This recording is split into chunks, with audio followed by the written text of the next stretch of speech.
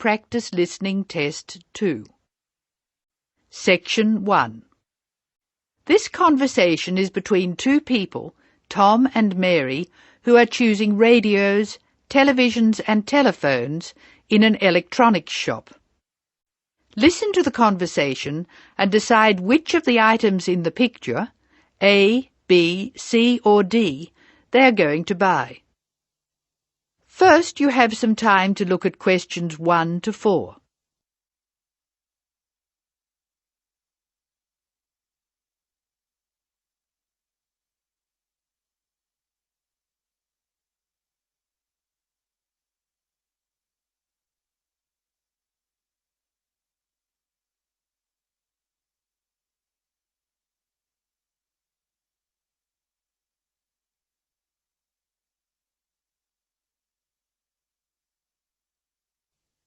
You will see that there is an example which has been done for you.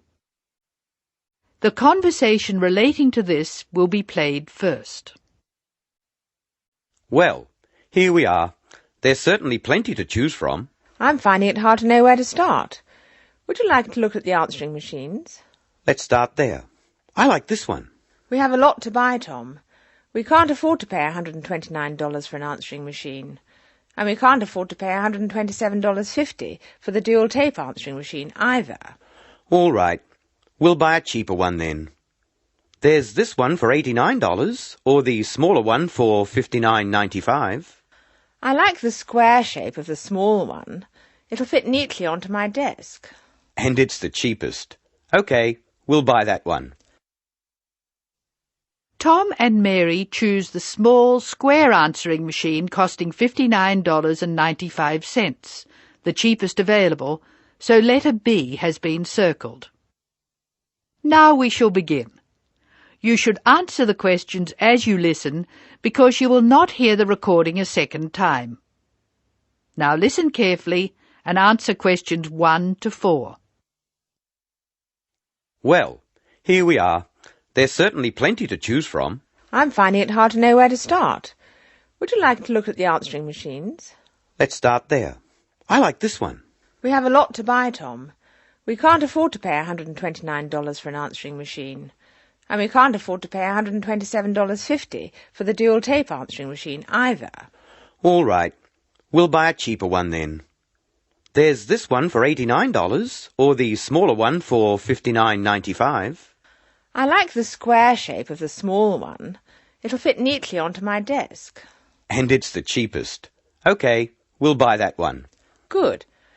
Now we need to buy a telephone for the office. I'd like to get a portable phone. You know, one of those cordless ones. Are you sure? I think it's a good idea.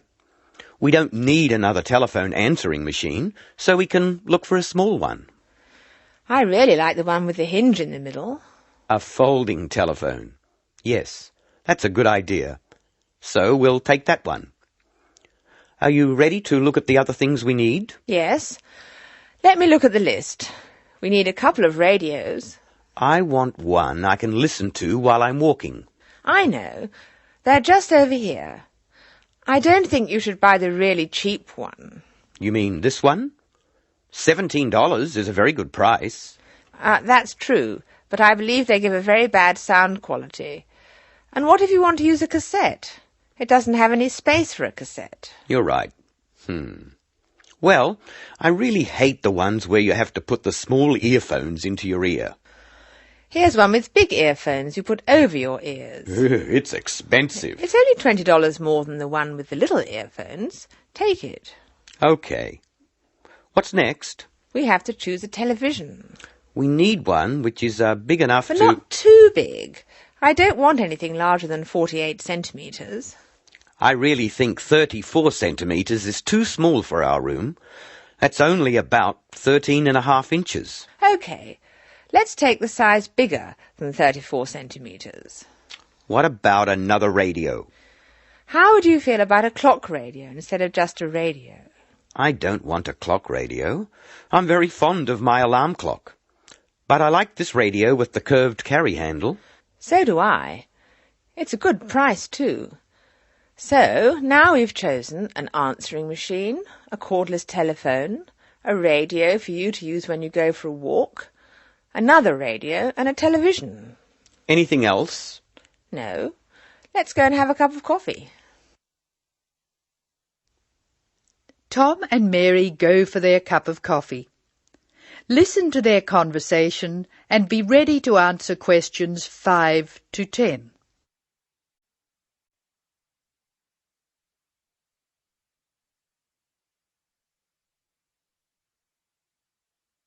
Now listen to the conversation between Tom and Mary and answer questions 5 to 10. Write no more than 3 words for each answer. Shopping's hard work. I'm glad it's over. Do you want to go home now? Yes, I think I'll take the things we bought home. OK. I'll go to the office. I've got lots to do.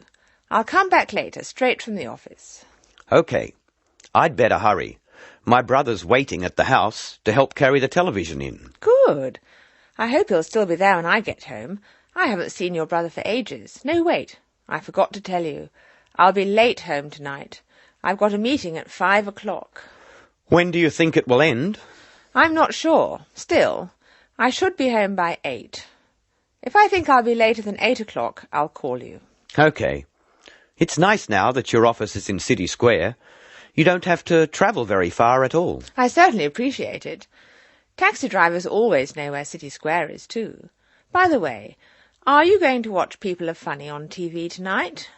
What did you say? What TV show? Oh, People Are Funny. Of course I am. I'll tell you what happened when you get home. I need something to laugh at. I'm going to the new office at Newtown tomorrow, and I'm not looking forward to it. I'd better go. Take care. I'll see you later. Bye-bye. That is the end of section 1. You now have some time to check your answers.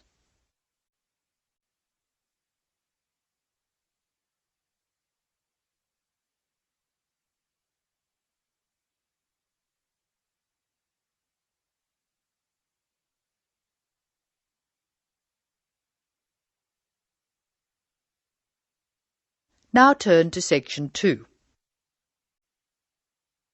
Section 2.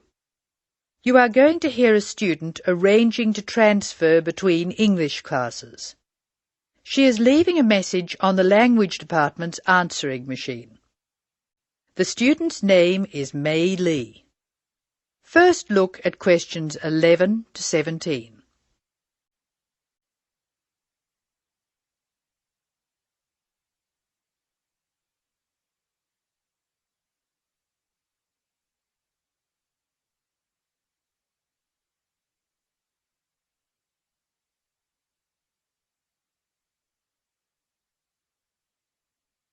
As you listen to the first part of the talk, answer questions 11 to 17. Hello, this is May Lee speaking. This message is for Mrs. Brooks in Student Affairs. Mrs. Brooks, I telephoned you last week and you told me to call back and put the details of my request to transfer on the answering machine. I hope you can hear me easily. I have the form here and I'll give you the information working from the top to the bottom. As you know, my family name is Lee, spelled L-E-E, and my first name is May. My student number is 002312. That's 002312. I'm in Mr. Anderson's class. You know, he's the one who helps out with the football team. The next part of the form asks for my address. I'll give it slowly. I live at flat 5, 10 University Avenue. You probably know the building. It's just near the engineering school. The telephone number is 818-6074. And I share it with a lot of other people, so it's often engaged. I'll give it to you again. 818-6074. I think that's all I have to put on this part of the form. I know you were curious about my reason for requesting a transfer, so I'll explain that next. Now look at questions 18 to 22.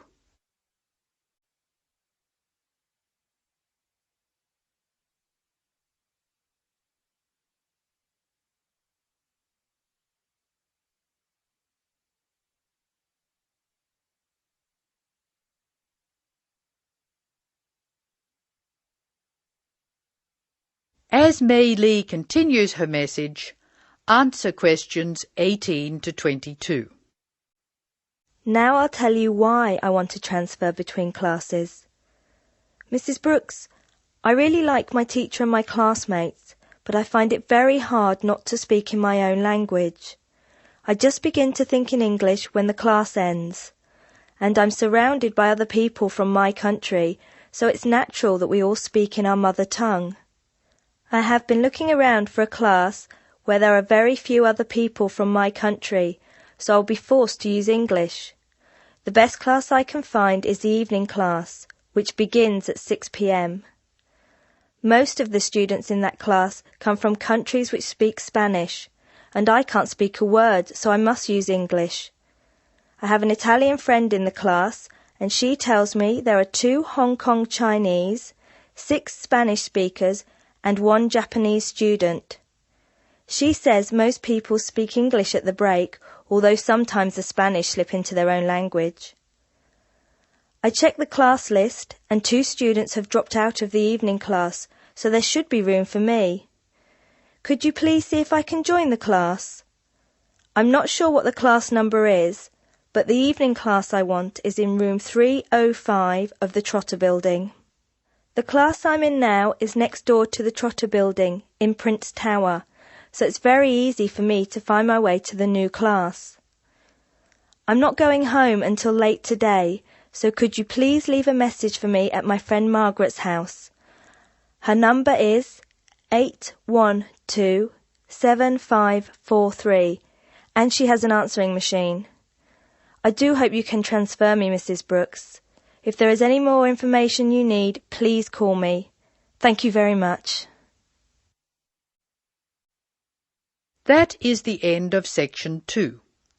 You will now have some time to check your answers.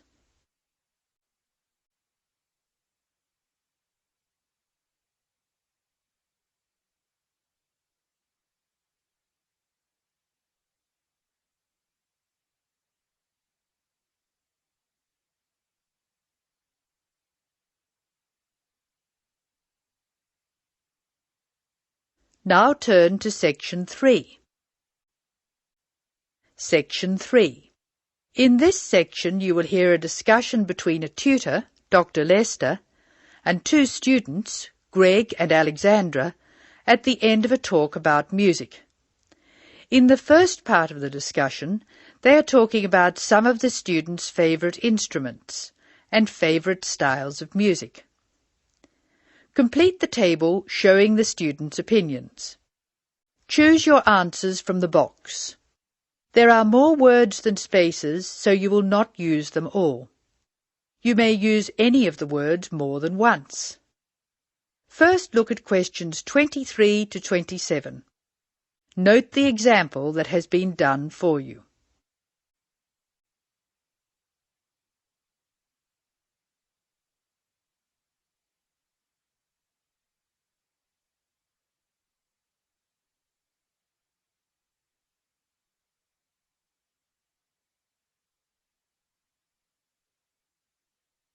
Now listen to the first part and answer questions 23 to 27.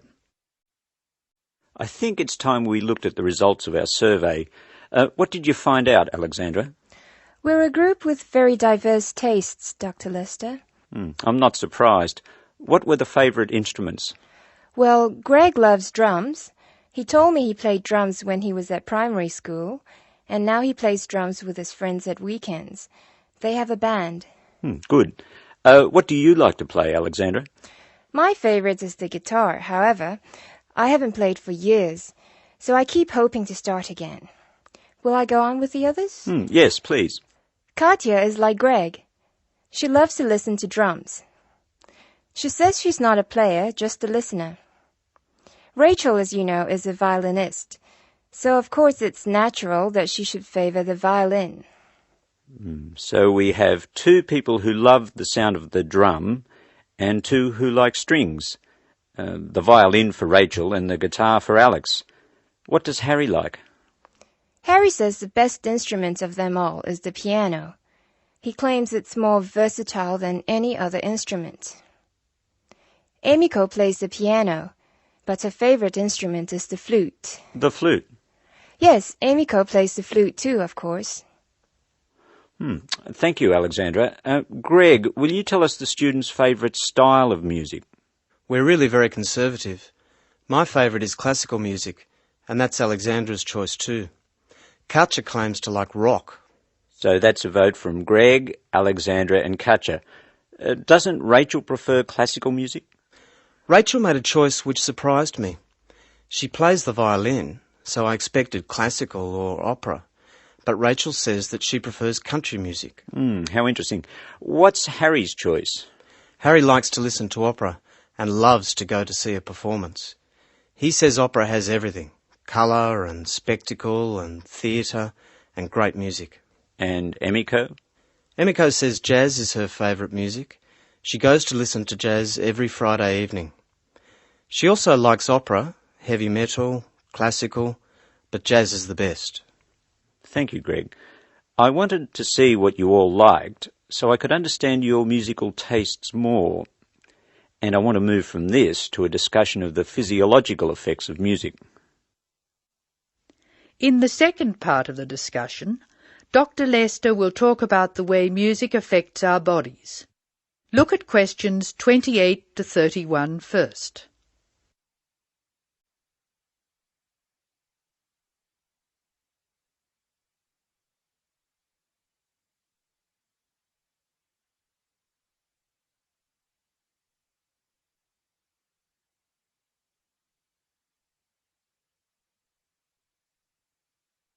As you listen to the discussion, complete the sentences.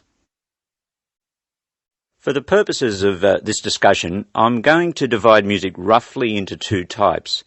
Music which stimulates us and music which calms us. It seems that music which stimulates us gives rise to actual changes in our bodies. We listen to exciting music and our hearts beat faster, our blood pressure rises, and our blood flows more quickly. In short, we're stimulated. Soothing music, however, has the opposite effect. We relax and let the world go by. Our heart beats more gently, our blood pressure drops, and we feel calm. Alexandra, can you think of things which help us to relax? Gentle rhythms? Yes, in part. The melodies which help us to relax are smooth-flowing and often have repeated rhythms. These rhythms are constant and dynamic, a little like the crash of the sea on the beach. Their very predictability is sedating, relaxing. By contrast, very loud, discordant music with unpredictable rhythms and structures excites and stimulates us. These two generalizations about the differences between music which stimulates and music which soothes are true as far as they go, but they are far from conclusive. We still have a lot of research to do to find out what, for instance, people of different cultures hear and feel when they listen to music. This department is taking part in a continuing study on the influence of culture on musical perception, and we'll talk about that more next week. That is the end of section 3. You will now have some time to check your answers.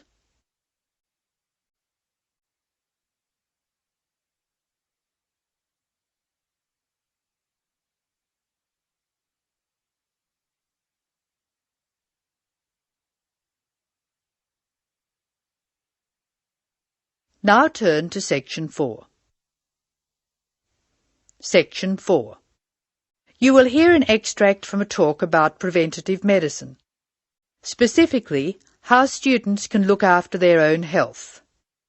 Listen to what the speaker says and answer questions 32 to 40. First, you have some time to look at the questions.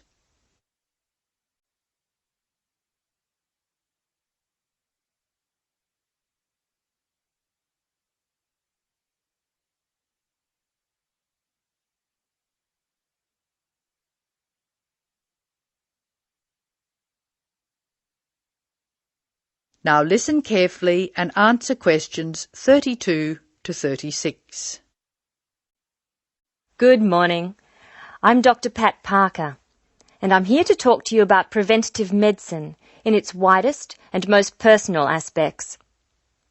In other words, I'm here to tell you how the patient should wrest control of their health away from the practitioners of medicine and take charge of their own medical destiny. I want to talk about staying out of the hands of the doctor. When the patient takes responsibility for her or his own health, and let's decide the patient is male for now, men are in fact more at risk than women anyway, when the patient takes over his own health regime, he must decide what he wants to do. The first thing, of course, is to give up the demon nicotine. Smoking is the worst threat to health, and it's self-inflicted damage. I have colleagues who are reluctant to treat smokers. If you want to stay well, stay off tobacco and smoking in all its manifestations. Our department has recently completed a survey of men's health. We looked at men in different age groups and occupations, and we came up with a disturbing insight. Young men, particularly working-class men, are at considerable risk of premature death because of their lifestyle. As a group, they have high risk factors. They drink too much alcohol, they smoke more heavily than any other group, their diet is frequently heavy in saturated fats, and they don't get enough exercise. We then did a smaller survey in which we looked at environmental factors which affect health. I had privately expected to find air or water pollution to be the biggest hazards, and they must not be ignored. However, the effects of the sun emerged as a threat which people simply do not take sufficiently seriously. Please remember that too much sunlight can cause permanent damage. Given this information, and the self-destructive things which people, particularly young men, are doing to themselves, one could be excused for feeling very depressed. However, I believe that a well-funded education campaign will help us improve public health standards and will be particularly valuable for young men. I'm an optimist. I see things improving, but only if we work very hard. In the second part of the talk, I want to consider different things that you as students can do to improve your fitness. Now answer questions 37 to 40. So now I'd like to issue a qualification to everything I say. People will still get sick, and they will still need doctors. This advice is just to reduce the incidence of sickness. It would be great if disease were preventable, but it's not. However, we have power. In the late 80s, the Surgeon General of the United States said that 53% of our illnesses could be avoided by healthy lifestyle choices. I now want to discuss these choices with you. You should try to make keeping fit fun. It's very hard to go out and do exercises by yourself. So it's wise to find a sport that you like and play it with other people. If you swim, you can consider scuba diving or snorkeling. If you jog, try to find a friend to go with. If you walk, choose pretty places to walk or have a reason for walking. Your exercise regime should be a pleasure, not a penance. The university is an excellent place to find other people who share sporting interests with you, and there are many sports teams you can join. This, unfortunately, raises the issue of sports injuries, and different sports have characteristic injuries. As well as accidental injuries, we find repetitive strain injuries occurring in sports where the same motion is frequently performed, like rowing and squash. The parallel in working life is repetitive strain injury which may be suffered by typists or other people who perform the same action hour after hour, day after day. In this context, therefore, the most important thing to remember before any sport is to warm up adequately. Do stretching exercises and aim at all times to increase your flexibility. Be gentle with yourself and allow time to prepare for the game you have chosen to play. Don't be fooled by the term warm-up, by the way. It's every bit as important to do your warm-up exercises on a hot day as on a cool one. I think one of the most sensible and exciting developments in the reduction of injury is the recognition that all sports can borrow from each other. Many sports programs are now encouraging players to use cross-training techniques. That is, to borrow training techniques from other sports. Boxers have been using cross-training for years, building up stamina by doing road work and weight training while honing their skills and reflexes. Other sports, which require a high level of eye-hand coordination, are following this trend. So, you see table tennis players running and jogging to improve their performance, and footballers doing flexibility exercises, which can help them control the ball better. All of these results are good, but the general sense of well-being is best, and is accessible to us all, from trained athletes to people who will never run 100 metres in less than 15 seconds. Good health is not only for those who will achieve athletic greatness. That is the end of section 4. Now you have some time to check your answers.